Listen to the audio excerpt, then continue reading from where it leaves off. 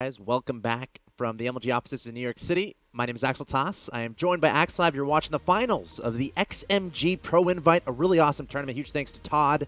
Once again, of course, French guy. He's really good at playing. He's in WCS Premier League. Also does a lot of awesome casting here and there. Support him at ToddSC2 on Twitter. Also, XMG.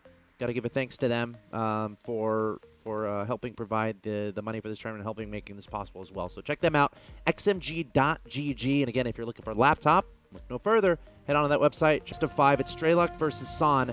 Straylock in a position where he must win 3 in a row against a guy who has been looking absolutely dominant in this tournament. He absolutely has been. San's looked on the amazing comeback from Team Na'Vi, the Green Terran. Yes. We have from Western Wolves, the Blue Protoss, San. And you know, I think a lot of people seen the brackets would have predicted a San victory. Yep. Straylock still has a chance to make those people eat their words. TLO took a map from him on Belshir Vestige with a ton of cool tunneling clawed roaches. And man, they move fast on this new patch. I think that's something I'm really excited to see more of that if this patch goes live. I'm going to have so much fun with that. Yeah. You're going to combine it with Nidus's too. I can just see it happening. See, you're just telling everyone my strats. Yeah. It's so much fun. Okay. So, Straylock has been having a little bit of trouble making his builds kind of work. Yeah. So I'm wondering... He's again going for the gas first, super fast factory build. Yeah, this is what he did game 1. Game 2 he did something a little bit different, but this is exactly what he did game 1.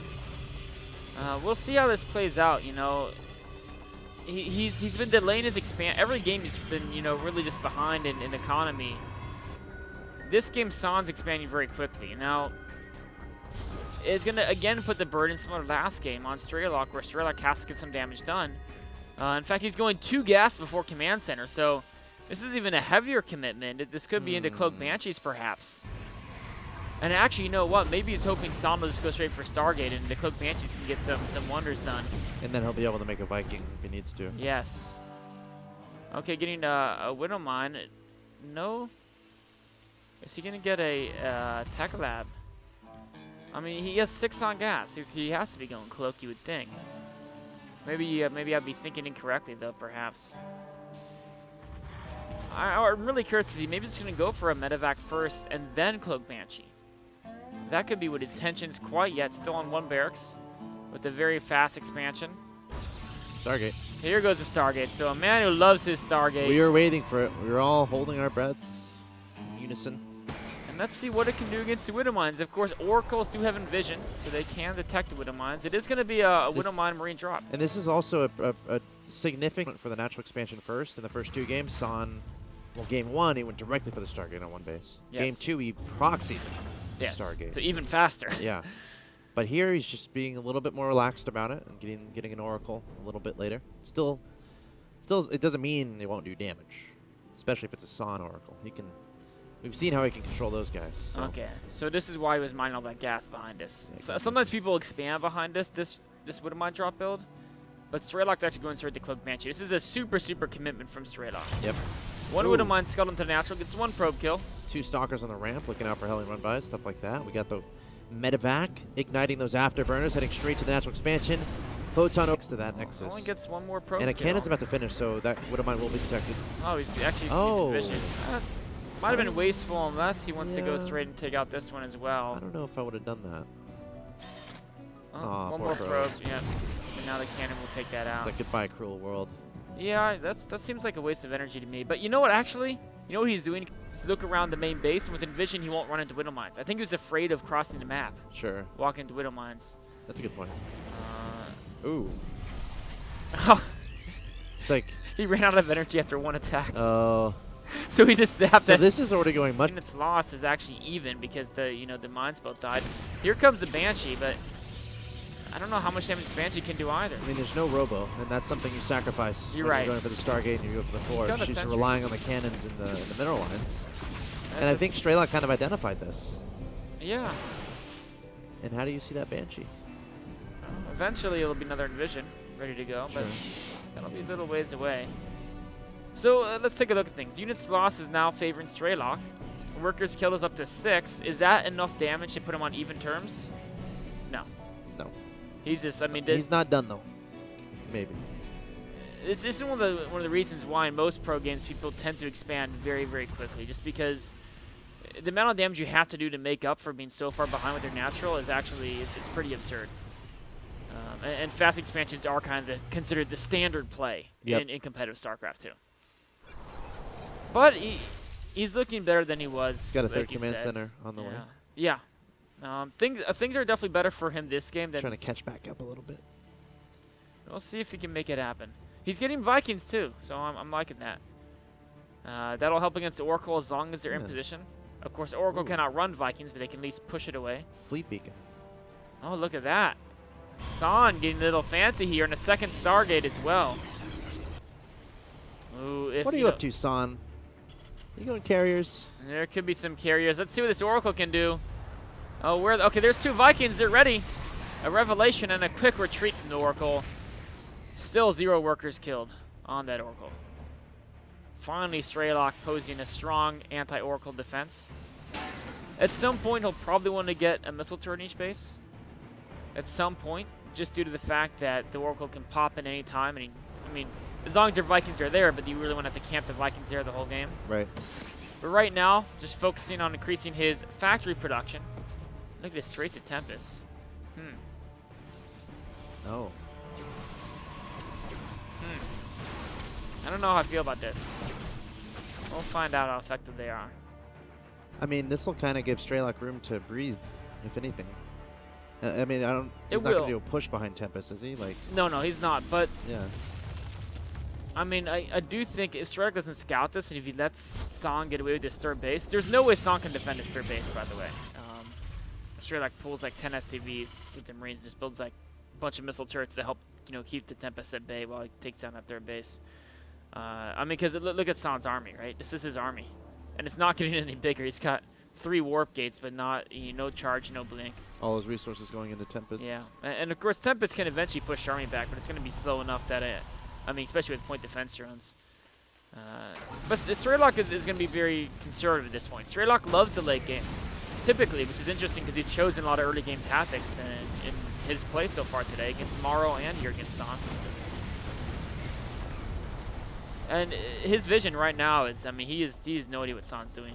He has no idea at all. He might be kind of thinking San's going for a similar timing to what he did last game. The first 2 games. Yeah, the first exactly. It was like a 2 to 4 Immortal, 1 to 2 Archon, bunch of charge lot timing.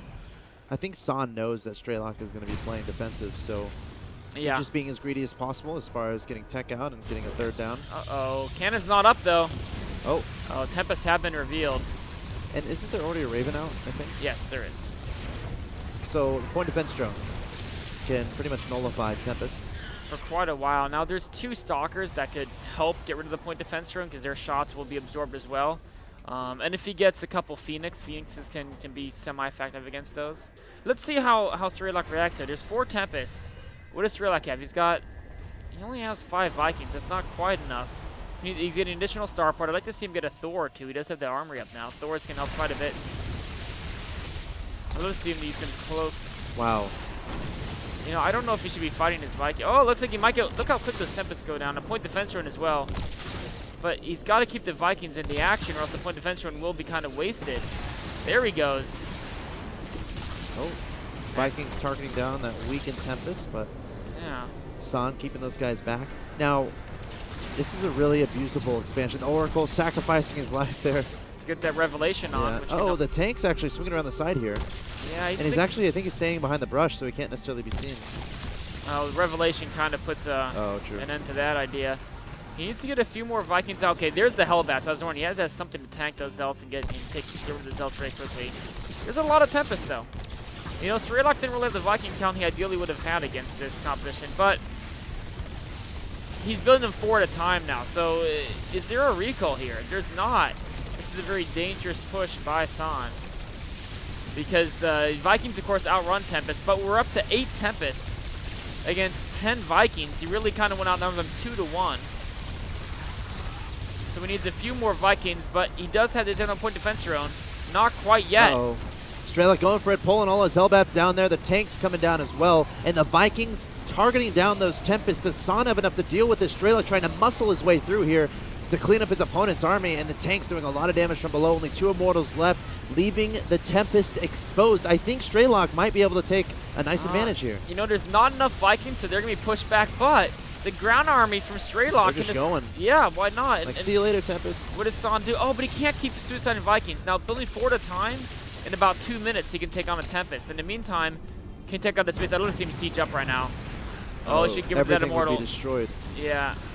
He's going to get rid of the Immortal. He's going to just go for the Zealots. He's trying to stay mobile, though, because he knows the Tempests are lurking. And with Photon Overcharge, he's going to back away.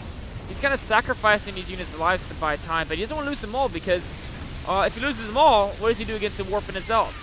Or you know, any type of... I mean, it's not like San is making pure Tempests. Gotta keep retreating here. Taking some losses. Meanwhile, has he been able to rebuild the Viking count? It is now 9 Tempests to 8 Vikings. I think he does need to keep the Viking production up. He needs to not engage until he has a few more Vikings. Oh. Can't lose units for free. Yeah, these Tempests are kind of hunting him down. And San is just doing some cool moves here. Getting shield upgrades as well. The upgrade helps both the tanks, the Hellbats, and the Vikings. That's a very useful upgrade on the damage side. Looks like Tempests are swinging around here. San taking the 4th base as well. Phoenix defending against any potential Banshee Wrath. Zealots coming in here. Hellbats should deal with those. But the 4th Command Center will stay alive for now. He's got to get more Vikings, though. He only has 11 against 9 Tempests. And now San is actually adding on a 4th base, too. Okay, and now once he gets up to 8 gases, that's when he can start incorporating High Templar. The Observer says, oh no, the Vikings aren't all connected. Now they are. A scan goes down but does not see the Observer. He's continuing to push forward. The Archon gets a big hit off. A Phoenix is in there as well. He's trying to kite against range 13. I don't know if that's the right move with the Vikings. Well, the Hellbat's just cleaning up the ground, the Hellbats and the tanks. But again, the air is still going to belong to San. And every Viking that Strelok just worked so hard to make, they're all gone now. Yeah, I'm surprised he took that engagement. If he waited for a few more Vikings, you know, he keeps engaging with a small number, and that's not going to work. At what point do you just go Mass Marines? It's too late to build the barracks. I would be that was a bit of a joke. But well, I mean, Marines are amazing against Tempest, obviously. Yeah. There it is. And Strelok throwing down the well-played. So San able to get a nice 3-0 there in the XMG Pro Invite. I mean, the Tempest play was really, I mean, it felt like, a part of me felt like San was kind of messing around a little bit, going for the quick early Tempests, and he made it work. He got those Tempests early and then was able to just pummel down that 3rd base, had great position on that 3rd, and then from there he just was able to be cost efficient. Like the Vikings, he can just Strelok can just never get a strong Viking count to deal with the Tempest, and that's might be the big deal. Maybe incorporating a Raven. Yeah, you know, he had the Raven early. Yeah. But I think it was his first engagement was just poorly thought out because he used the point defender in a situation where he couldn't really fight. Yeah.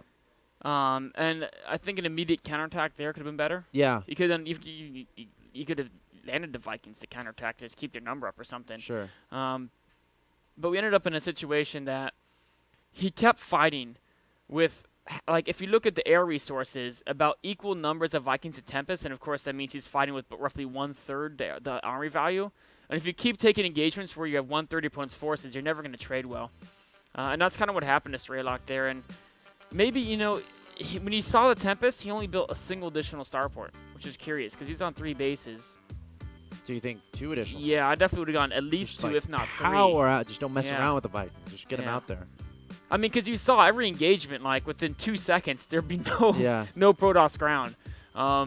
He just needed a lot more Vikings on the field and to keep their numbers up. And I mean, imagine if he was able to get 8 more Vikings throughout that game. Yeah. That would have actually turned it, and all of a sudden he would have slaughtered all the Tempests. Yeah.